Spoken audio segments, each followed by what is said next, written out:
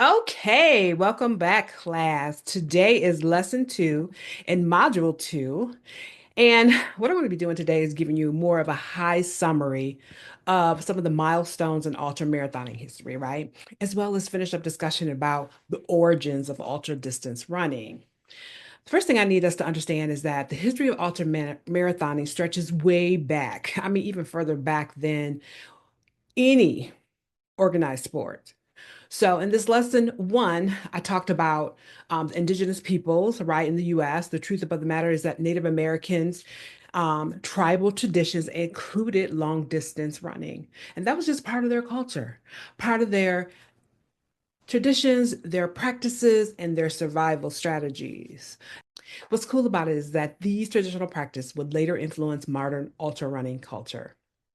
Also, in part one, if you recall, I discussed the evolution, starting with the early professional era, late 1700s, maybe early 1800s, all the way up to 1900. And what happened during that time is that it was this rise of professional, what I call pedestrianism, right? There was these multi-day events and they packed arenas. People really love going to this stuff, y'all. I don't know if in our modern culture we would ever get back to doing that again, but during that time, watching people walk, run, long distances was America's pastime. Then there was the transition from that old style of doing long distance walking, running to the modern ultra, from the probably late 1800s up to 1950s, late 1950s, were organized marathons. Really, actually, is during this time that organized marathons really gained a lot of popularity. But then it would take a couple decades really before we would see, I think, an increase in the support and popularity of ultra distance races. Okay, so today we're going to talk about the modern era, 1960s to the present. That's what we're going to focus on. Now, the 1960s marked a renaissance in ultra running with several pivotal developments. Check this out, y'all. In 1974, Gordy Ainsleigh, his horse went lame on him before he was going to go ahead and do the Western States Trail Ride, right? Which is this event that they regularly held. And so he was like, dang, my horse, my horse is not being cooperative.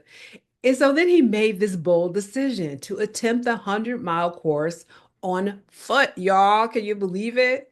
And he completed the journey in under 24 hours. So Ansley proved that humans could traverse the challenging Sierra Nevada terrain as effectively as even horses. And his achievement is what really led to the creation of the Western States Endurance Run, which became the world's oldest 100-mile trail race and a model for ultramarathons worldwide. Then in 1977, your homeboy L. Arnold became the first person to run from Badwater Basin, right? Which is 282 feet below sea level, y'all. You gotta understand that. And he ran all the way from there to Mount Whitney Summit. And y'all know Mount Whitney is like a 14er. Okay. So, yeah. And he did it in the month of July, crossing the Death Valley in temperatures exceeding 120 degrees, or for those of you in other countries, 49 degrees Celsius. This feat of human endurance inspired the creation of the Badwater Ultramarathon, which has become known as the world's toughest foot race due to its extreme conditions, all that damn elevation, and of course, the 135-mile distance. But more pivotal is what happened in 1982. The International Association of Ultra Runners, IAU, was established in Switzerland. And their job really was to standardize and promote ultra running globally. The organization introduced the first world championship for 100K racing, which later expanded to include 24-hour events. The IAU's formation marked ultra running's transition from just some kind of old fringe activity, y'all, to an internationally recognized sport with standardized rules and records. So deep, y'all, so deep. All right, so the next thing I want to talk about was pioneering ultramarathoners. Ted Corbett. He is known as the father of American ultra running. And what I love about Ted Corbett is he's an African American man, so you know I'm proud.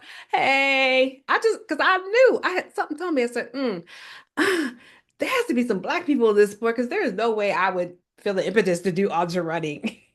And there not been some people in the past that had done it before me. Now, Corbett did a couple of different things, y'all. He established standardized course measurement procedures. He also founded the Road Runners Club of America. I think they're in New York. I don't know. Don't quote me on that. He also competed in the 1952 Olympic Marathon. He set numerous American records at ultra distances, okay? In the sec and And in celebration of Black History Month, let's give it up to my homie Ted Corbett. Yes, I see you, Ted. Thank you. This next person is Giannis Kouros. And I'm saying his name wrong. My apologies. Okay, y'all. The Golden Greek. That's what they call him, y'all, the Golden Greek. Now, what he did was he revolutionized what was considered possible in ultra running. He set world records from 24 hours to 1,000 miles. Okay, homie had his feet game going, okay? He ran 303.5 kilometers, which translates into 188 miles in 24 hours. Y'all, and that was back in 1997. And the reality of the situation is that, Giannis, many of his records from the 1980s still stand today. Woo! I'm not mad at you, Giannis, for doing what you got to do. Now, this next person is Ann Trayson. Now, she has dominated. I think Courtney Dotwire might be catching up to her, but she has dominated women's ultra running through the 1990s. She won Western States, y'all. Guess how many times? 14 times. She set course records at virtually every distance she ever attempted. Girlfriend just went out to do a race and then she said, look, I'm gonna set a record at the same time. I ain't mad at you, Ann. You my homie. This Shiro demonstrated that women like me could compete with men at ultra distances. Give it up for Ann Trayson. And then this last person I'm going to mention is Scott Jurek. He helped bring ultra running into mainstream consciousness. Okay. He won Western States. Give it up now. How many times? 7 times, 7 consecutive times. Oh, Scott, you're a baddie. He also set the Appalachian Trail speed record in 2015. And I think really what he's most known for and how he really elevated ultra running is that he authored the amazing and bestseller book Eat and Run. And in this book, this is where society, mainstream society, all of us really were introduced to this ideal of ultra running. So let's give it up to Scott Jurek. Now, the next thing I want to talk about is technical innovations. The evolution of ultramarathoning has been marked by significant technological advances, one of which is in the area of equipment. So the evolution of ultra running equipment has dramatically transformed the sports. Let me talk about it a little bit with y'all. In the 1970s, the emergence of specialized trail running shoes marked a significant departure from traditional running footwear, y'all. Companies like Nike and Brooks introduced models with aggressive outsoles, rock plates, and reinforced uppers specifically designed for technical terrain. Tony von Haltem's modified waffle trainer became one of the first dedicated trail shoes, featuring added protection and stability for mountain running. Because when you're in those on those mountains and you're doing that technical run, it requires a certain kind of shoe. But then in the 1980s, the introduction of lightweight hydration systems revolutionized how runners carried their water. Brands like Nathan Sports and Ultimate Direction pioneered the first specific hydration packs, replacing those awkward handheld bottles. These early systems, though basic by today's standards, allowed runners to carry sufficient water for long stretches between aid stations. Also, not only could you carry your water sufficiently efficiently, but it also helped you just to maintain your running form, right? You weren't bogged down by having to figure out what to do with your water. And then in the 1990s, the development of moisture-wicking fabrics by companies like Cool Max and Dry Fit fundamentally changed runners' comfort during long efforts. These synthetic materials, initially developed for military applications, replaced cotton garments that y'all know become heavy and abrasive when they full of all your sweat. It's horrible. Ooh. This new material prevented chafing and maintained optimal body temperature across various conditions. Because a lot of times you do a race, it could be raining, it could be snowing, it could be hot, it could be yeah, just all kind of things. And then in the 2000, GPS tracking devices and smartwatches transformed both training and racing, okay? Garmin's Forerunner series introduced accurate distance measurement, right? And navigation abilities, right? For those of us going in these woods and we don't know if we're going the right way because it just looks like two roads look identical to each other. These watches really help you with that. While later developments in smartwatch technology enabled real-time heart rate monitoring. I don't know about y'all as an older runner, um, monitoring my heart rate is super important because I think it's the thing that's going to either help me be able to continue to race or maybe a signal that I need to stop. Um, as well as altitude acclimatization tracking, and it had a lot of these watches have advanced performance metrics. These devices also enhanced safety by allowing race directors to track runners and their location in these remote terrains. The second area of technical improvements was in the area of nutrition. The understanding and application of nutrition science has evolved dramatically. It really has, y'all. You think about it, yeah. So in the 1960s, the first specialized running gels emerged from research into carbohydrate utilization during endurance exercise. Dr. William Vaughan developed the initial concept of easily digestible carbohydrate concentrates, leading to products like Squeezy and later Goo energy gels. These products provided a concentrated source of quickly absorbed energy that could be carried and consumed easily during races. Then in the 1980s, the development of electrolyte replacement drinks marked a significant breakthrough in understanding hydration needs during ultra endurance events. Companies like Gatorade refined their formulas based on sweat analysis, y'all, and endurance research, while specialized products like Succeed or the S caps provided concentrated electrolyte supplementation for ultra distance events. So I'm a kind of person where I like a little half and half, like half water, half Gatorade. But what I do like is I love that I know when I have gone too long and that like if I could taste a lot of salt in my sweat, I know I need to take a salt tab. That Gatorade ain't gonna be able to do that replacement quick enough, so then I take a salt tab. Now, in the 2000, the emergence of tailored nutrition plans and real-time monitoring represented a shift toward personalized fueling strategies. Because I think we're all different, right? Advanced sweat testing, metabolic analysis, and continuous glucose monitoring allowed runners to develop customized nutrition protocols.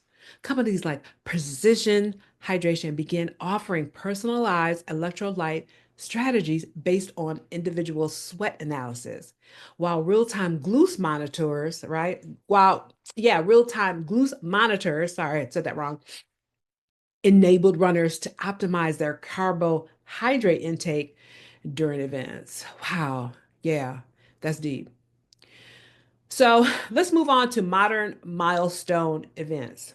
Let me just talk about this for a minute. There are several races that have become touchstones for the ultra community. First of which is the Western States 100. It's the first, I think I might have mentioned before, the 100-mile trail race. It established the model for modern ultra events. And what's really deep about Western States is that it features over 18,000 feet of elevation, okay? And it ain't no joke, y'all. Yeah. Woo! The next one is Ultra Trail du Mont Blanc. Circumnavigates Mont Blanc, y'all, and which is a mountain through three countries, y'all. Y'all get to go through, I think it's Italy, France, I don't know the other one, but it represents the globalization of ultra running, and it tracks over 10,000 runners every year. Can you believe it? And I'm going to be one of them. So, yeah, I love it. And then I want to talk about Badwater 135. Yes, which I mentioned before, crosses Death Valley in extreme temperatures. It tests the absolute limits of human endurance. It's one thing to run, it's one thing to run elevation, but it's another thing to run elevation and run long distances in the hot heat. Okay. This race represents the ultimate challenge in ultra running. And if you could do Badwater 135, look, you're bad. You're bad. Okay. Whew. Anyways, let's think about legacy and future. The history of ultramarathon running reflects humanity's eternal quest to push boundaries, y'all, from indigenous traditions to modern mega events. The sport continues to evolve while maintaining its core elements of what? Endurance, determination, and self-discovery. Recent trends suggest that ultra running will continue to grow, and here are some reasons why. One is that there's increasing participation from diverse communities that never even knew about ultras and now all of a sudden know about it. Secondly, development of urban ultra events, meaning that you ain't got to go all the way out in the woods to go do your ultra. You can do it in a more pseudo-urban environment. Thirdly, integration of new technologies for training and racing is really can't do nothing but help the sport explode, right? And the last thing I wanted to mention is that focus on environmental sustainability in race organization, because I think more people are more conscious about environmental concerns as well as sustainability. This rich history provides context for understanding modern ultramarathoning, y'all. And it offers insight to where, well, the sport might head in the future. You guys, thank you so much for joining me. I hope you enjoyed understanding the kind of origins of ultramarathoning from way back in the day to modern day. I hope you've learned a couple little few tidbits. I've enjoyed doing the research and sharing this information with you. It's been super exciting, some really interesting stuff. Join me next week where I will start talking about training fundamentals. Yes, I will. So, again, thank you guys. I hope you're having a beautiful day. And as always, I'll see you in the outdoors. Take care, fam. Peace and love.